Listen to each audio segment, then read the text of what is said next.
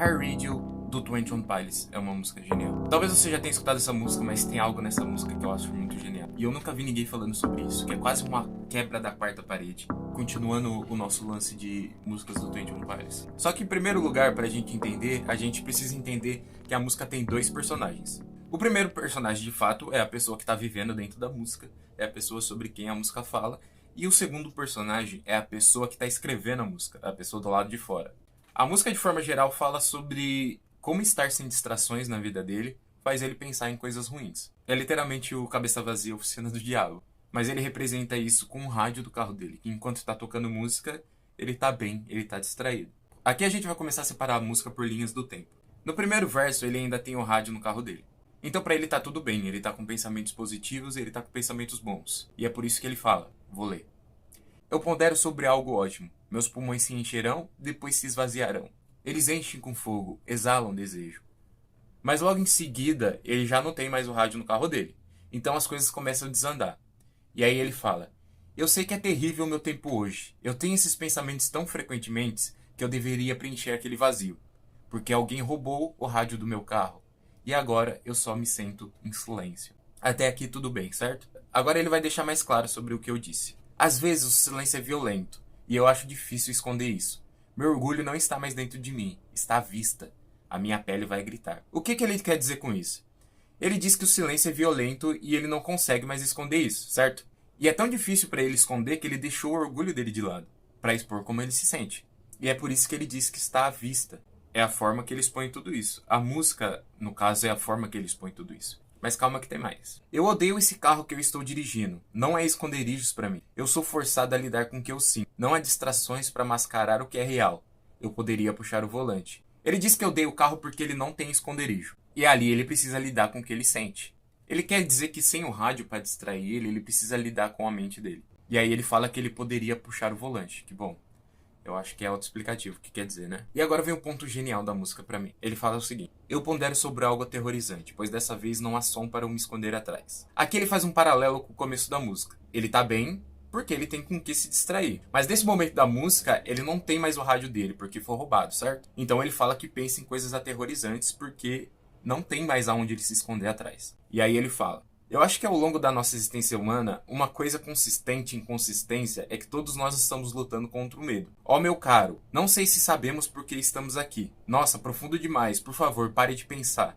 Eu gostava muito mais quando o meu carro tinha um som. Aqui é o ponto. Vocês notaram como esse trecho é completamente constratado com o resto da música? Ele sai completamente do assunto principal da música. Ele na música toda tá falando que é prejudicial para ele estar em silêncio, sem distrações, porque faz ele pensar demais. E aqui ele quebra a letra. Porque aqui nesse ponto da música não é mais sobre o personagem. É sobre quem tá escrevendo. De novo, recapitulando. Ele fala que ele estar sem rádio faz ele pensar demais. E aqui uma coisa é fato. Quando a gente pensa muito e reflete demais, a gente começa a pensar em coisas e a gente começa a cavar um buraco cada vez mais profundo. É um buraco sem fim de pensamentos e mais pensamentos que vai um engolindo o outro, enquanto a gente está completamente na nossa cabeça. E eu acho que o mais longe que a gente pode chegar quando a gente está pensando demais é na nossa existência. E é isso que ele tenta deixar claro com esse verso da música. É um verso extremamente exagerado e é isso que ele quer deixar claro. É por isso que é exagerado. Ele já chegou no ponto de estar pensando na criação, na existência dele. Ele perdeu completamente o foco. Esse trecho específico você tem que olhar como se fosse parte de fora da música. O autor da música se perde na narrativa porque ele estava pensando demais. E aqui ele confirma que ele caiu na real, que ele tá saindo do foco dele. Porque ele diz, nossa, profundo demais. Por favor, pare de pensar, eu gostava mais de quando o meu carro tinha um rádio. Porque alguém roubou o rádio do meu carro, e agora eu só me sento em silêncio. Eu pondero sobre algo aterrorizante, pois dessa vez não há som para eu me esconder atrás. E eu acho que, ao longo da nossa existência humana, uma coisa consistente em consistência é que todos nós estamos lutando contra o medo. Oh meu caro, eu não sei se sabemos por que estamos aqui. Não, nossa, profundo demais, por favor, pare de pensar. Eu gostava mais de quando meu carro tinha um som. Você consegue entender como isso quebra a quarta parede da música? Ele tá contando a história de alguém que reflete muito quando não tem nada pra se distrair. Num determinado ponto da música, ele se perde da mesma forma que a pessoa que ele tá contando a história. Ele começa a refletir sobre coisas profundas que não tem nada a ver com a história da música. Eu poderia até fazer uma piadinha com o TDAH aqui, mas eu não vou fazer. Mas é basicamente isso. Mas aí no final da música, ele quebra um pouco esse pensamento de uma forma positiva, porque ele entende que pensar significa estar vivo. Ele diz o seguinte: existem duas coisas que podemos fazer: a fé e a sono. Aqui são dois opostos, tá? Onde fé é viver e sono não. Nós precisamos escolher um, por favor, porque fé é estar acordado. E estar acordado significa pensar. E pensar significa estar vivo.